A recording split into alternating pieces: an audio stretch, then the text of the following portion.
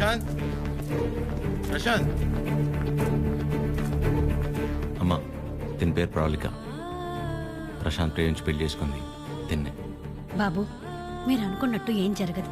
ఆయన వచ్చేలోపు వెళ్ళిపోండి. అమ్మా నేను చెప్పేది ఒకసారి. అమ్మగారు ఎత్తుంటే అర్థం కావట్లేదా? వెళ్ళిపో. నోండవే అమ్మా, తన పరిస్థితి తెలిస్తే మీరు ఇలా మాట్లాడరు. రేయ్ బయట నెట్టేయండిరా. పదండి. ముట్టుకుంటే పగిలి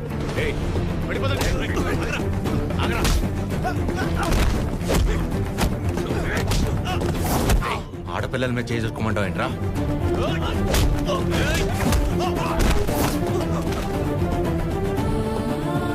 ప్రేమించేటప్పుడు మీ అబ్బాయి కళ్ళల్లో ఉన్న కంగారు పెళ్లి చేసుకుని వదిలేసాక ఇంత కూడా లేదంటమ్మా.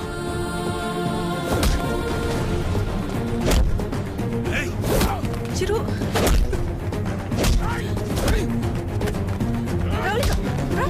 ప్లీజ్ నా వల్ల మీరు ఇబ్బంది పడింది చాలు. వెళ్ళిపోయి ఏం చేస్తావు? చచ్చిపోతావా? పాపం అమ్మ తను చావబోతుంటే అదృష్టం కొద్ది కాపాడి తీసుకొచ్చు.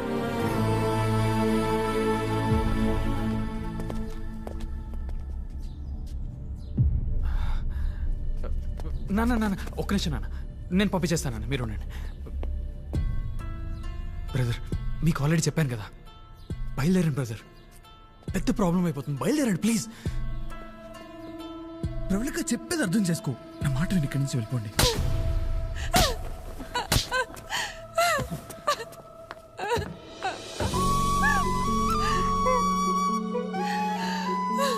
నీ వల్ల ఎన్ని మాటలు పడ్డానో తెలుసా? నేను నీ వెంట పడ్డానా? ప్రేమించమని అడిగానా? నువ్వు చేసుకోమని చెప్పానా? ఎంత నమ్మాను రా నిన్ను.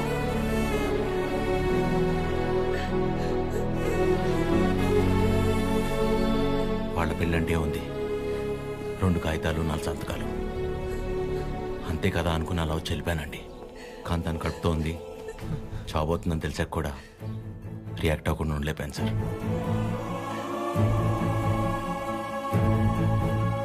అయినా ఇదంతా జరిగింది నా వల్లే కాబట్టి ముందు నన్ను చంపేయండి, తర్వాత మీ ఇష్టం. ఏ భార్య అయినా తన తల్లి కాబోతుందన్న విషయం ముందు తన భర్తకే చెప్పాలనుకుంటుంది. మీకు మీ ఆవిడ అలాగే చెప్పుంటారు. అలాంటిది నేను ఎవరో మూడోవాడిని. నేను చెప్తే కానీ తెలుసుకోలేని పరిస్థితిలో ఉన్నాడు సార్ మీ అబ్బాయి.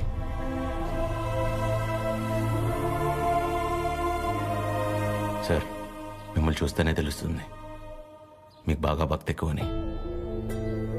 భార్యాభర్తలను విడదీసినవాడు ఎంత గొప్ప భక్తుడైనా రావణుడు రాక్షసుడిగానే మిగిలిపోయాడు సార్. బాబు నా కొడుకు కడుపులో ఉన్నప్పుడు వాడింక బతకడని డాక్టర్ తేల్చి చెప్పేశారు. ఇంచుమించు 7-8 గంటలు మమ్మల్ని భయపెట్టి గాని ప్రాణాలతో బయటపడలేదు వీడు కదండి. ఆ రోజు మేం భయపడ్డంలో అర్థం లేదనిపించేలా నా కొడుకు ఎప్పుడూ ఏ తప్పు చెయ్యడు బాబు. ఏమంటారండి?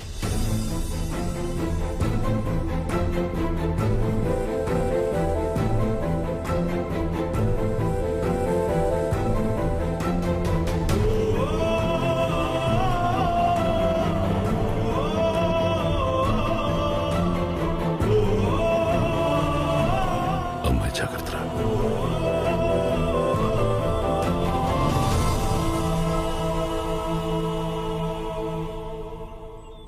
ఇంకా నీ ముఖం చూసే ఊరుకుంటున్నాను ఒకలా. మర్యాదగా వాడిని ఇక్కడి నుంచి వెళ్ళిపోమని చెప్పు.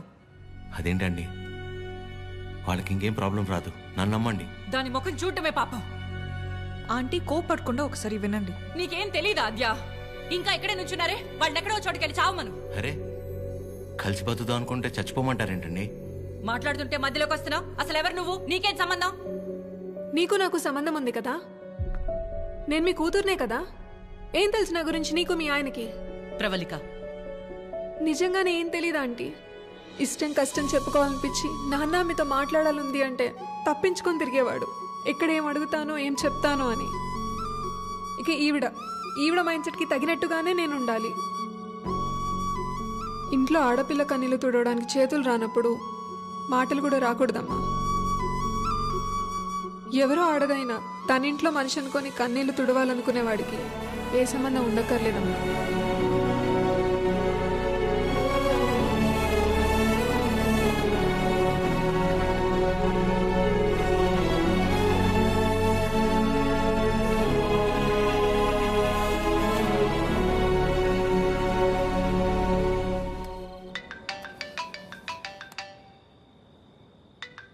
చెప్పండి. ఏం చేస్తున్నావు? ఏం లేదండి, నాకు బాగా ఇష్టమైంది మీ దగ్గర ఒకటి ఉండిపోయింది. అది ఎప్పుడు తిరిగిస్తారా అని ఆలోచిస్తున్నా. అవునా, ఏంటది? నిద్ర అండి, నిద్ర. రేపు పొద్దున మా అమ్మ బ్రేక్ఫాస్ట్కి రమ్మంది. ఏ? ప్రవళిక విషయంలో హెల్ప్ చేసావు కదా, అందుకే.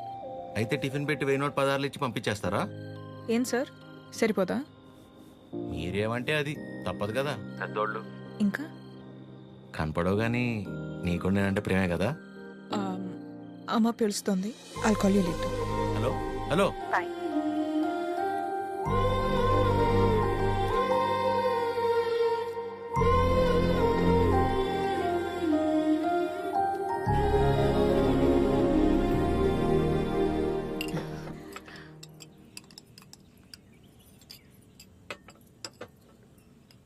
ఏదున్నా ఫ్యాక్టరీలో మాట్లాడి అట్నుంచటే పంపించేస్తాను తప్ప ఇంటిదాకా ఎవరైనా రావటం చాలా రేర్.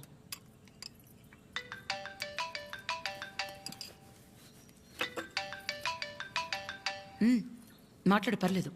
పర్లేదండి, అంటే 9 అయింది కదా, తిన్నానా లేదా అని అమ్మ ఫోన్.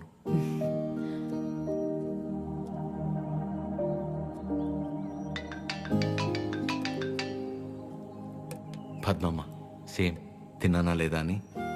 ఇంట్లో నేను ఒక్కనే మగ పిల్లాడిని, అందుకే చిన్నప్పటి నుంచి వాళ్ళకన్నీ నేనే. ఒకసారి రమ్మని చెప్పు మీ ఇంట్లో వాళ్ళని.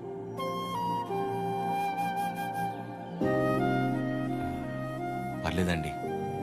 పర్లేదేంటి, రమ్మను. వాళ్ళు ఫ్యాక్టరీ చూసినట్టు ఉంటుంది, నేను ఒకసారి వాళ్ళని కలిసినట్టు కూడా ఉంటుంది. ఏమద్యా? అవునమ్మా, రమ్మని చెప్పండి. సరే అండి. అవన్నీ నేను చూసుకుంటాను లేరా ప్రేమ్. నిన్ను నువ్వు అద్దంలో మాత్రం చూసుకోకరే.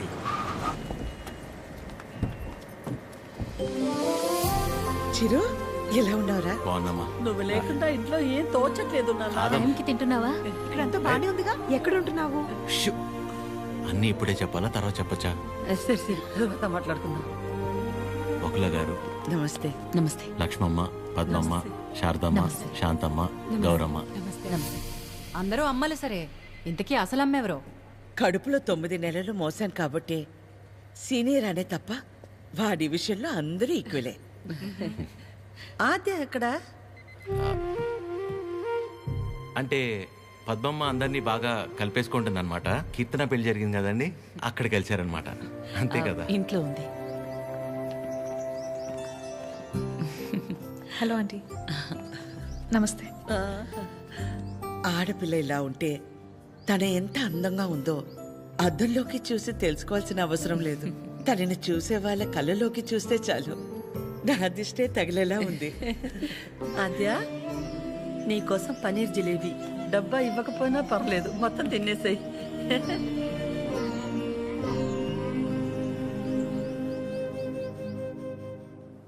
ఏంటి ఆద్య, ఇంకా ఏం ఆలోచిస్తున్నావు? ఆంటీ చిరు వాళ్ళందరితో బాగానే క్లోజ్ అయ్యారు కదా ఆద్య. అదే ప్రాబ్లం ప్రవళిక. అనుమానం ఉండి అబద్ధమని తెలిస్తే కోపంతో పోతుంది, కానీ ఇంత నమ్మాక నిజం కాదంటే తట్టుకోలేదు. అండ్ దాట్ టూ, ఇదంతా తెలిసి నేను సైలెంట్గా ఉన్నానని మా అమ్మకు తెలిస్తే ఎవరున్నా లేకపోయినా నా లైఫ్లో అమ్మ ఉండాలి. ఎవరి ద్వారానో ఈ విషయం ఆంటీకి తెలిసే కంటే నీ అందరూ నువ్వే వెళ్ళి చెప్పడం కరెక్ట్ ఆద్య.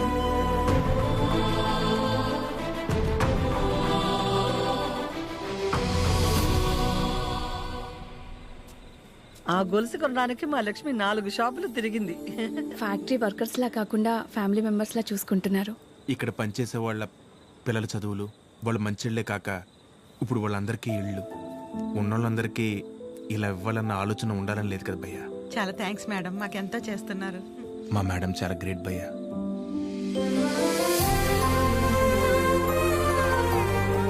సరే సరే.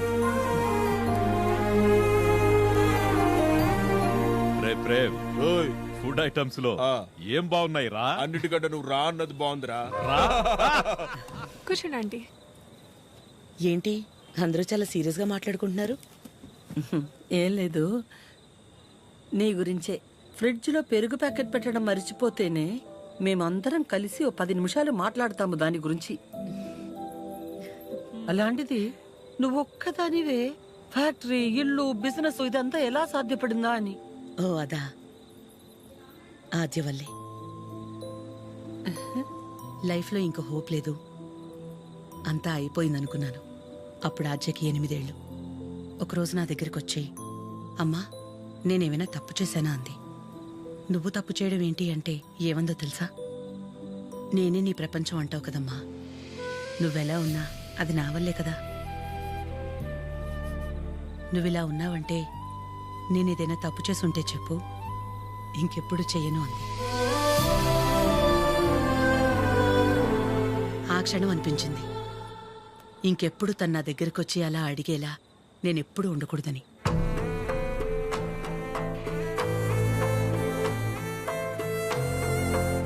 అందరిలా నా కూతురు కాదన్న నమ్మకమే నా బలం.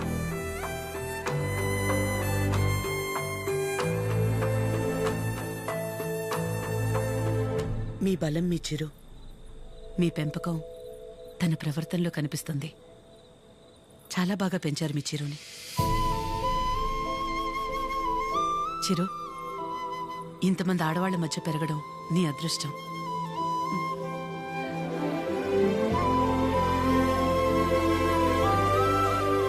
ఆస్తులు అంతస్తులు ఎవరైనా ఎలాగైనా సంపాదిస్తారు, కానీ ఓ ఆడదాని దగ్గర నమ్మకం సంపాదించాలంటే క్యారెక్టర్ ఉండాలి. ఎలాంటి పరిస్థితుల్లోనూ ఏ కారణం చేత నీ వల్ల వాళ్ళకి ఏమచ్చ రానివ్వదు.